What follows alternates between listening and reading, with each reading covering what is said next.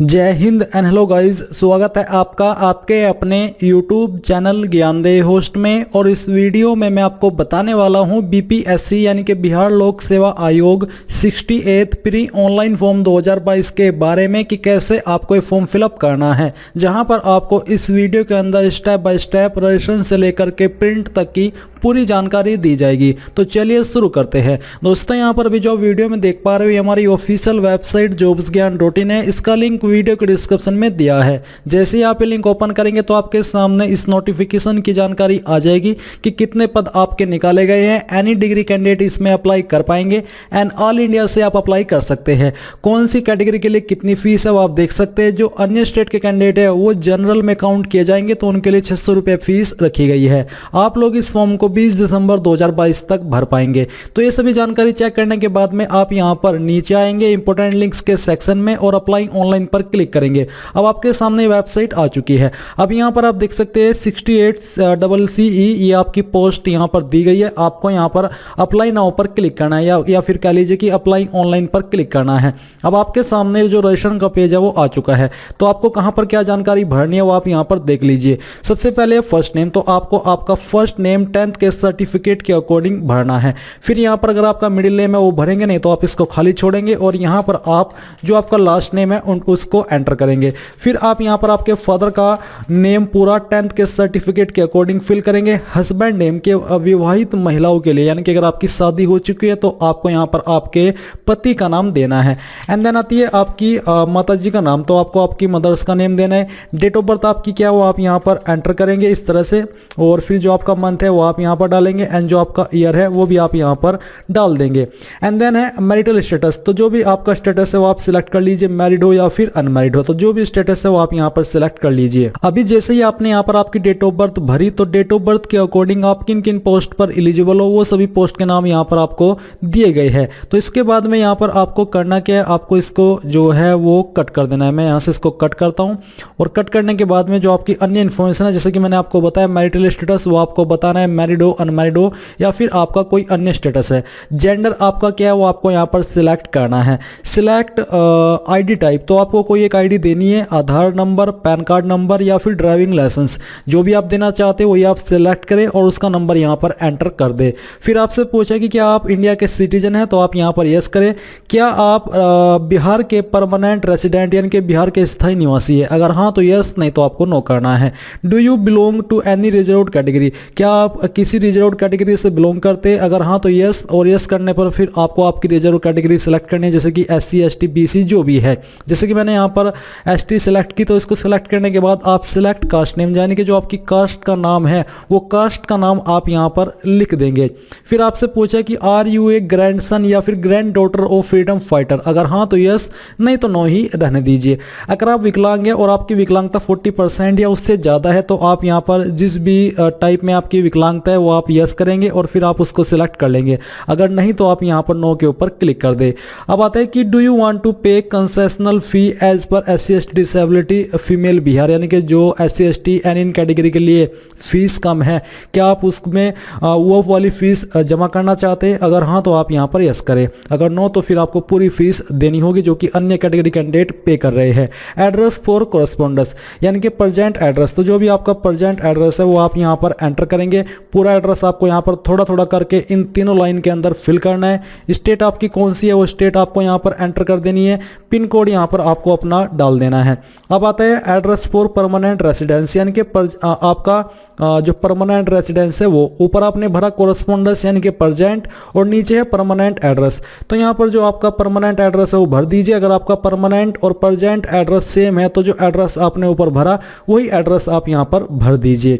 फिर do you have required essential qualification यानी कि जो एडवर्टाइजमेंट में बोला है कि ये वाली क्वालिफिकेशन चाहिए क्या वो आपके पास है, तो आप यहाँ पर यस करेंगे।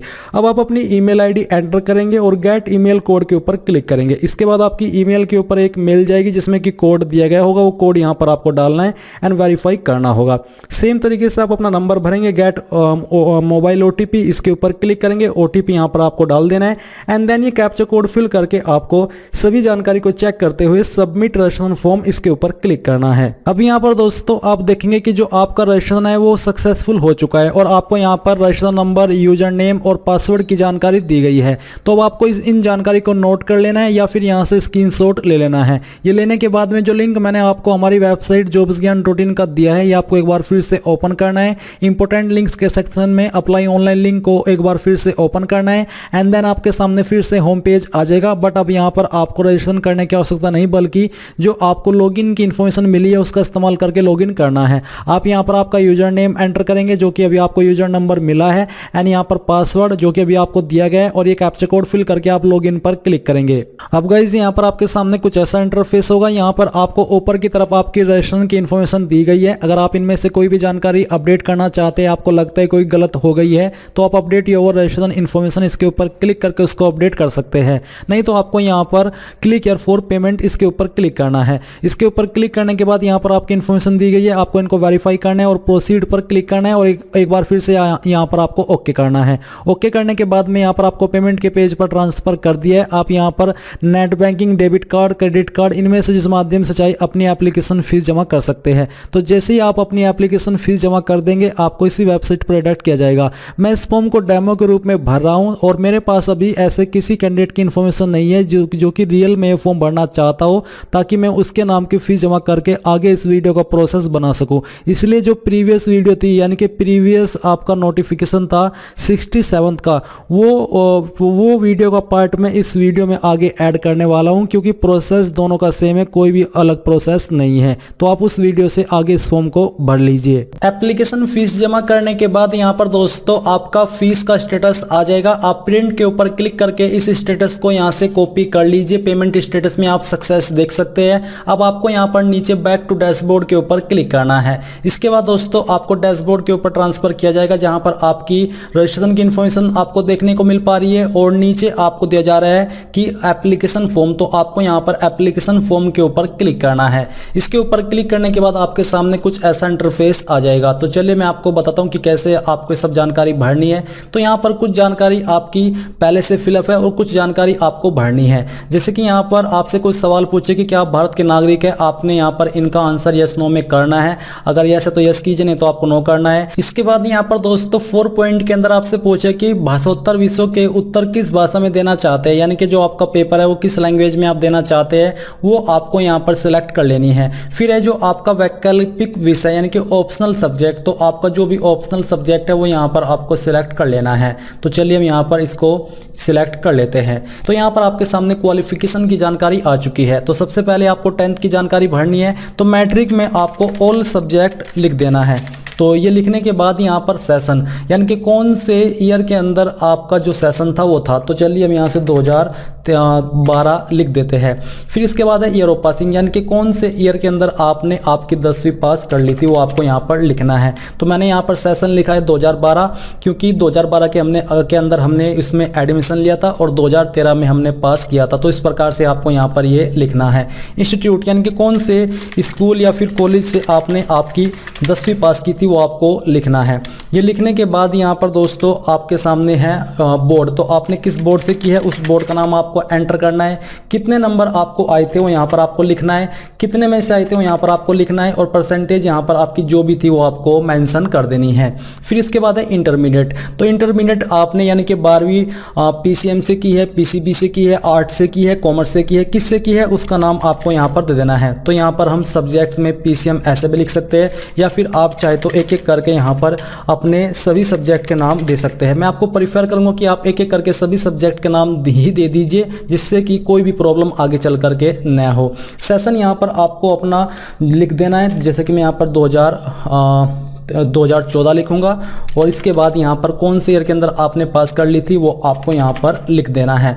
बाकी की जानकारी आपको सेम वे में भरनी है। आपके स्कूल कॉलेज का नाम, आपके बोर्ड का नाम और यहाँ पर आपको कितने नंबर आए थे वो एंटर करना है, कितने में से आए थे वो यहाँ पर डालना है और परसेंटेज यहाँ पर आपको आगे लिख देनी है। अब आती है ग्रेजुएशन। तो ग्रेजुएशन आपने किन सब्जेक्ट से की है वो आपको यहाँ पर लिख देना है। तो चलिए हम यहाँ पर इसको लिख देते हैं। हमने बीए की है तो मैं यहाँ पर ये लिख देता हूँ। इसके बाद यहाँ पर दोस्तों आपको सेशन लिखना है, जैसे कि आपने कौन से सत्र के अंदर की है, तो यहाँ से हम 2016 और जो आपका पासिंग ईयर है वो यहाँ पर आपको एंटर कर देना है। इसके बाद आपको इंस्टीट्यूट के अंदर अपने डिग्री कॉलेज का नाम या फिर यूनिवर्सिटी का नाम देना है जहाँ से आपने की है, और आपको यूनिवर्सिटी के अंदर भी अपने यूनिवर्सिटी का नाम ही देना है। अगर डायरेक्टली यूनिवर्सिटी से की है तो इंस्टीट्यूट के अंदर भी यूनिवर्सिटी का नेम और बोर्ड यूनिवर्सिटी के अंदर भी यूनिवर्सिटी का नेम ही आपको देना है। यहाँ पर आपको जो नंबर आए थे वो लिखने हैं और कितने में से आए थे वो आपको लिखना होगा।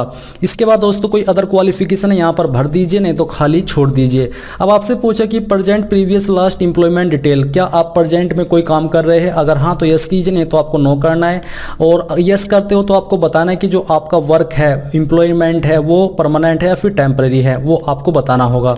इसके बाद यहाँ पर नीचे 11वें पॉइंट में आपसे पूछा कि यदि किसी सरकारी बिहार लोक सेवा आयोग विश्वविद्यालय अन्य आयोग द्वारा संचालित परीक्षा से निष्कासित, क्या आप कभी किसी एग्जाम या परीक्षा से निकाले गए हो? अगर हाँ तो यस कीजिए, नहीं तो आपको नो करना है। अगर आप यस कर रहे हो तो उसकी डिटेल देनी होगी, जैसे कि एग्जाम का नेम, कौन से ईयर के अंदर निकाले गए थे वो, उस एग्जाम का रोल नंबर, वंचित किए जाने की अवधि यानी कि क्यों पीरियड ऑफ इन एलिजिबिलिटी वो आपको बताना है, और यहाँ पर आपको दंड देने वाले पदाधिकारी का नाम और पता भी देना होगा। फिर 12 पॉइंट, उम्मीदवार ने जिन जिन स्थानों पर विगत 3 वर्षों में 6 माह से अधिक निवास किया है उसका विवरण दे। यानी कि पिछले 3 सालों में आपने जहां जहां पर 6 महीने से ज़्यादा निवास यानी कि आप रहे हैं उसकी जानकारी आपको देनी है। अगर आप एक ही जगह पर पिछले 3 साल से रह रहे हैं तो आप यहां पर अपनी जगह का ही नाम दे दीजिए, जैसे कि मैं यहां पर ये लिखने वाला हूं। और उसके बाद आप कब से रहे हैं वो डेट सेलेक्ट करनी है और कब तक रहे हैं, फुल एड्रेस आपको यहां पर देना होगा। इसके बाद उम्मीदवार की लंबाई यानी कि आपकी हाइट कितनी है सेंटीमीटर के अंदर, वो आपको यहां पर एंटर कर देनी है। फीट में आपकी हाइट कितनी है वो आपको यहां पर इस तरह से लिख देनी है। 5 पॉइंट जितनी भी आपकी हाइट है वो इस प्रकार से आपको लिखनी होगी। मैं एक एग्जाम्पल के रूप में बता रहा हूँ। इंच में कितनी हो जाती है ये हमने फीट में लिखी, ये हमने सेंटीमीटर में, और इंच में कितनी होती है वो आपको टोटल इंच में यहाँ पर बतानी है। इसके बाद यहाँ पर आपकी चेस्ट कितनी है सेंटीमीटर में पहले बता दीजिए कि सेंटीमीटर की में कितनी है, इंच में कितनी है, सेंटीमीटर में यहाँ पर आपको चेस्ट फुलाने के बाद कितनी हो जाती है वो लिखनी है, और इंच में कितनी हो जाती है वो आपको भरनी है। फिर यहाँ पर दोस्तों 15 पॉइंट में कहा है कि address of 2 persons who knows the candidate but not in relation, यानी कि आपको 2 ऐसे व्यक्तियों के नाम देने हैं जो कि आपको 6 माह से ज़्यादा जानते हैं बट आपके रिलेशन में नहीं है, यानी कि आपके भाई बहन पिता ये सब नहीं है, बल्कि कोई तीसरा है जिसको आप फ्रेंड सर्कल में काउंट कर सकते हैं। तो यहाँ पर आपको उनका नाम देना है और यहाँ पर उनका जो पता है वो आपको देना है। जैसे कि यहाँ पर मैं लिख देता हूँ विकास कुमार, और एड्रेस यहाँ पर लिख करके जो भी है वो आपको आगे एड्रेस लिख देना है। इसी प्रकार से आपको दूसरे पॉइंट के अंदर दूसरे व्यक्ति का नाम दे देना है। उम्मीदवार का एक शारीरिक पहचान चिन्ह, यानी कि आपकी बॉडी के ऊपर एक ऐसा मार्क जिससे आपकी शरीर की पहचान होती है। अगर आपकी बॉडी के ऊपर ढूंढने के बाद भी कोई परमानेंट मार्क नहीं मिलता, जैसे कि जलने का, कटने का, कुछ भी हो सकता है, तो आप यहाँ पर नो मार्क लिख सकते हैं। बट तभी नो मार्क लिखे जब आपकी बॉडी के ऊपर कोई निशान न हो। कोई अन्य जानकारी देना चाहते हैं, अगर हाँ तो यस कीजिए, नहीं तो नो ही रहने दीजिए। यहाँ पर आपकी फीस की जानकारी दी गई है। अब नीचे आपको अपना फोटो अपलोड करना है। आपको बोले कि ensure that the size of this scanned image is not more than, यानी कि आपके फोटो का साइज 25 KB से ज़्यादा और सिग्नेचर का साइज 15 KB से ज़्यादा न हो। तो आपको अपलोड पासपोर्ट फोटो के ऊपर क्लिक करना है और जहाँ पर भी आपका फोटो है वो आपको सिलेक्ट करना है। तो मैं आपको यहाँ पर एक रैंडम इमेज अपलोड करके दिखाने वाला हूँ। तो चलिए मैं यहाँ से पिक्चर के ऊपर आता हूँ और इस इमेज को सिलेक्ट करके यहाँ से ओपन कर लेता हूँ। फोटो अपलोड करने के बाद यहाँ पर आपका फोटो आ जाएगा। इसके बाद आपको अपना सिग्नेचर इंग्लिश के अंदर अपलोड करना है और फिर हिंदी के अंदर अपलोड करना है। मैंने यहाँ पर दोनों में एक ही सिग्नेचर इसलिए अपलोड किया है क्योंकि मैं इस फॉर्म को डेमो के रूप में भर रहा हूँ। डेमो से मतलब है कि सिर्फ आपको सिखाने के लिए, तो आप उस चीज़ पर ध्यान मत दीजिएगा। आपको एक तरफ इंग्लिश का सिग्नेचर और दूसरी तरफ हिंदी का सिग्नेचर अपलोड करना है। अब जितनी भी जानकारी आपने भरी है उनको यहाँ पर भी चेक कर लीजिए और इसके बाद आप यहाँ पर प्रीव्यू के ऊपर क्लिक करके जितनी भी जानकारी भरी है उनको वेरीफाई कर लीजिए। प्रीव्यू के ऊपर क्लिक करने के बाद यहाँ पर दोस्तों जैसे आप सबमिट एप्लीकेशन के ऊपर क्लिक करेंगे तो आप देखेंगे एप्लीकेशन सबमिटेड सक्सेसफुली। अब यहाँ पर आपको आपका रेफरेंस नंबर भी मिल चुका है। यहाँ पर आप री लॉगिन करके अपने एप्लीकेशन फॉर्म का फाइनल प्रिंट आउट ले लीजिए।